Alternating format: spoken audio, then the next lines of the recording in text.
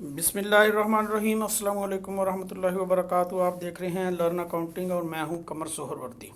हमने 2015 तक के क्वेश्चन कर लिए थे। ये 2016 के पहले टाइम का क्वेश्चन है।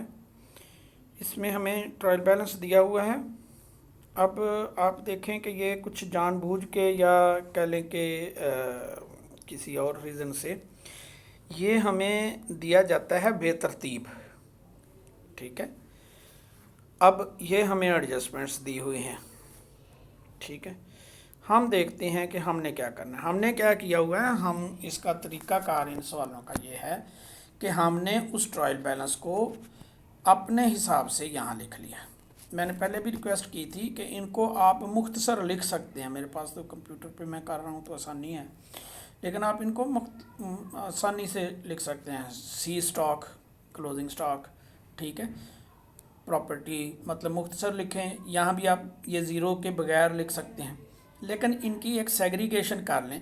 ये हमने किया है कि फ़िक्स्ड एसेट्स क्या है, ये करंट एसेट्स क्या है, ये हमारी जो एक्सपेंसेस हैं, ये शेयर होल्डर पॉकेट है, यहाँ हम सेल से रिलेटेड लिखते हैं, और ये जो है लॉन्ग टर्म लाइबिलिटी का एरिया, और यहाँ करंट लाइबिलिटीज़ लिखते हैं। तो हमने उसी चीज़ को रिप्रोड्यूस किया है, लेकिन हमने अरेंज कर लिया है अपने हिसाब से। ये जो इन्फॉर्मेशन है उसमें गलती का चांस कम रह जाता है। तो हम इसी तरतीब से जब बैलेंस शीट बनाएंगे या प्रॉफिट एंड लॉस लेंगे, तो अब ये हमारी मर्ज़ी की तरतीब से चीज़ें यहाँ पड़ी हुई हैं। अब हमने जब जो एडजस्टमेंट्स हैं वो देखी, तो आप साथ साथ खोल के देख सकते हैं अपने पेपर से, ये डाउनलोड कर सकते हैं। पहली तो एडजस्टमेंट जो है वो या स्टॉक के रिलेटेड होती है, या अथोराइज कैपिटल पर वो अथोराइज कैपिटल वगैरह लिखा होता है, वो हमने बैलेंस शीट में डिस्क्राइब करना होता है। दूसरी एडजस्टमेंट थी डेप्रिसिएशन की। डेप्रिसिएशन हमें रेट दिया हुआ है, उस पर हमने कैलकुलेट कर ली, और ये डेप्रिसिएशन डेबिट साइड है, एक्सपेंस है, और ये डेप्रिसिएशन जो है ये हम इंटरनल लाइबिलिटी क्रिएट करते हैं।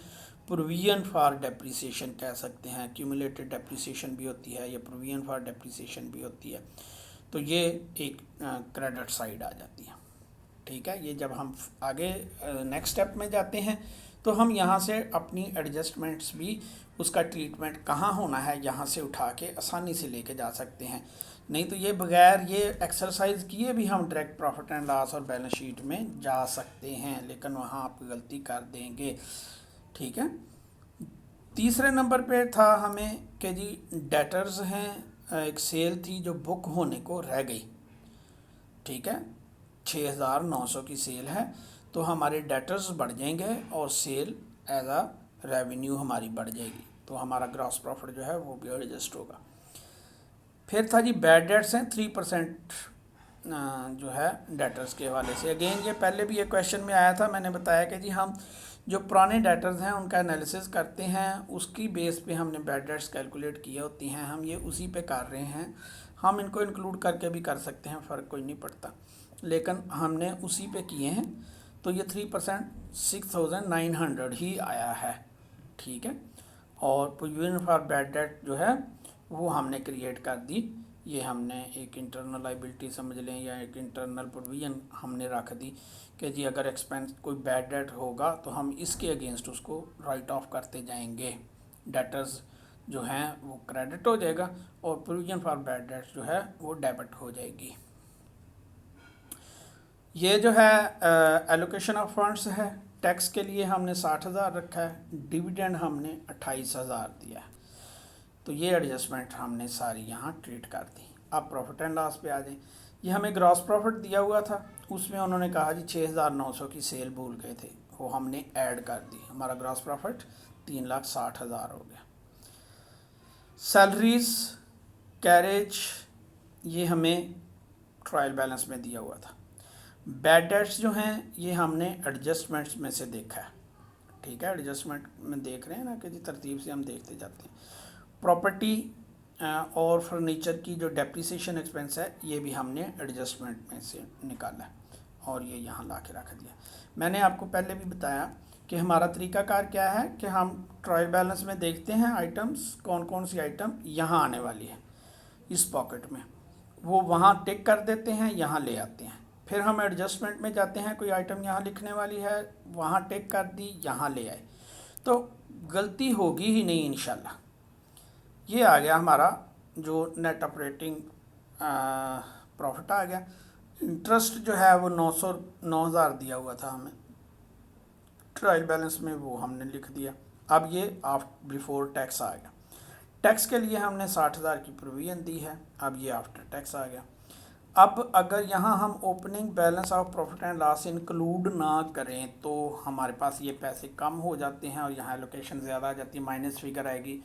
उससे बेहतर है कि हमने अब यहाँ opening balance of profit and loss जो ट्रायल बैलेंस में हमें दिया हुआ था वो यहाँ लिख दिया, वहाँ हमने टिक कर दिया कि जी ये ट्रीट हो गया है। तो वो चीज़ें जो हैं वो टिक होती जाएंगी, तो डबलिंग नहीं होगी और कोई चीज़ भूलेगी भी नहीं। टिक होने से रह गई तो वो चीज़ कहाँ ट्रीट होनी है उसकी जगह पे जाके हम उसको ट्रीट कर देंगे। ठीक है, तो ये जो है इंटरम डिविडेंड उन्होंने दे दिया हुआ था, तो इसको हमने चूँकि डेबिट साइड पे हमें नज़र आ रहा है तो इसका मतलब है एक्सपेंस नज़र आ रहा है। ठीक है, एक्सपेंस डेबिट हुआ और क्रेडिट फर्ज करो कैश हुआ, उन्होंने दे दिया हुआ था, तो कैश का जो भी बैलेंस है उसमें से ये 48,000 निकल चुका है, तो अब इसकी लाइबिलिटी नहीं है, तो यहाँ इसको बैरल ट्रीट होना है। इसी तरह फिर अब ये नया डिविडेंड है, इसके अगेंस्ट हमने एक लाइबिलिटी भी ट्रीट करनी है। और जनरल रिजर्व्स जो हैं यहाँ उन्होंने एक्सपेंस डेबिट कर दिया है और क्रेडिट एक लाइबिलिटी क्रिएट कर दी हुई है। अगर उन्होंने हमें ये ट्रायल बैलेंस में दिया है तो ये वहाँ चली गई हुई है, तो इसको वहाँ ट्रीट करने की ज़रूरत नहीं है, लेकिन यहाँ इसने बहरहाल आना था। तो ये अब हमारे पास जो है एक्यूमुलेटेड प्रॉफिट जो है वो बचा है थोड़ा, 1,23,200, बाकी हमने सारा बांट दिया है। आगे आ जाए बैलेंस शीट पे।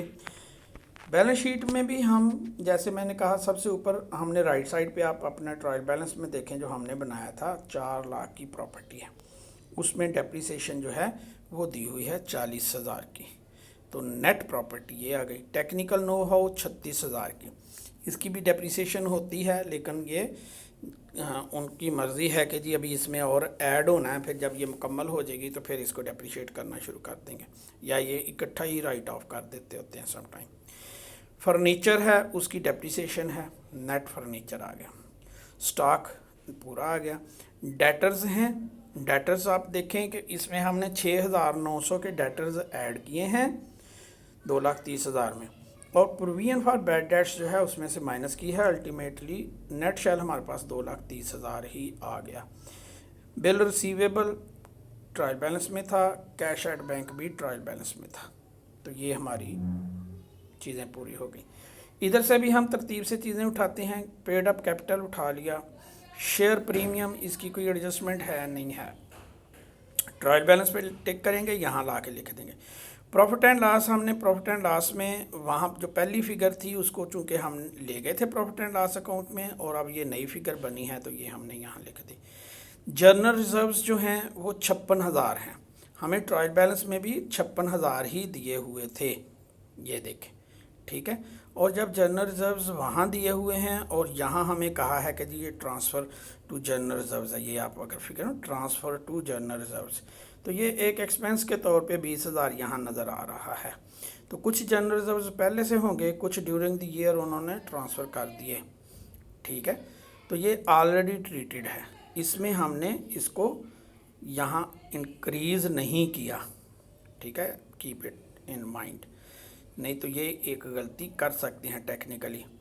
डिबेंचर्स ट्रायल बैलेंस से उठाया, इसका कोई एडजस्टमेंट है नहीं है, हमने यहाँ लिख दिया। बिल ऑफ पेमेंट हमने ट्रायल बैलेंस से उठाया, यहाँ कोई एडजस्टमेंट है नहीं है, हमने यहाँ ला के लिख दिया। ठीक है, फिर है हमारे पास प्रोविजन फॉर बैड डेट्स। ठीक है, ये हम यहाँ भी लिख सकते थे लेकिन ये हमें यही रिक्वायर्ड है कि यहाँ लिखी जाए और इसको नेट ऑफ किया जाए। फिर है हमारे पास प्रोविजन फॉर टैक्स, ये हमने यहाँ लिख दी, ये हमारी करंट लाइबिलिटीज़ का हिस्सा है और ये हमने एडजस्टमेंट में से उठाया है। ट्रायल बैलेंस की आइटम्स पूरी हो गई हैं। डिविडेंड पेएबल भी हमने एडजस्टमेंट में से उठाया है और ये हमारी आइटम ट्रायल बैलेंस की पूरी हो चुकी थी। तो अब आप देखेंगे कि आपके ट्रायल बैलेंस के और एडजस्टमेंट के सारे आइटम्स जो हैं वो आप टिक कर चुके हैं और आपके बैलेंस शीट जो है वो बैलेंस है। इसका फ़िलासफ़ी ये है कि ये देखेंगे, ये आपका ट्रायल बैलेंस है, ये साइड बैलेंस है, फिर ये साइड बैलेंस है। अब आप प्रॉफिट एंड लॉस बनाओ या बैलेंस शीट बनाओ, जो डेबिट साइड है वो डेबिट में जाए, क्रेडिट साइड क्रेडिट में जाए, ठीक है। सम टाइम हम डेबिट साइड पे माइनस करके उसको ट्रीट कर रहे होते हैं, जैसे ये किया है, ठीक है। ये क्रेडिट साइड पे आनी चाहिए ना, हमने क्रेडिट साइड पे नहीं लिखा, डेबिट साइड पे माइनस करके लिख दिया, तो ये फिर गलती नहीं होती। उम्मीद है कि आपको ये सवाल जो है वो अच्छी तरह से समझ आ गया होगा। हम अगला सवाल भी आपको जल्दी ही पेश करेंगे।